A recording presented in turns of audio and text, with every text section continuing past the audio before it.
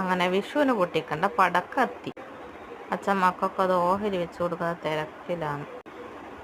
ചറ പറയും ബിജിലും കമ്പിത്തിരിയും ചാട്ടവാറും ഹൈഡ്രജനും ലക്ഷ്മിയും ചൈനീസും ബുള്ളറ്റും നല്ല ഓരോ പേരോരോ വെടിക്ക് പറയുന്നുണ്ട്. കൊണ്ടുവന്നപാടൊരു ബുള്ളറ്റ് എടുത്ത് പൊട്ടിച്ചതേ ഓർമ്മയിലും. ബുള്ളറ്റ് കയറി തുള്ളും പോലെ നിന്നെടുക്കുന്ന എല്ലാവരും ഓരോ തുള്ള്.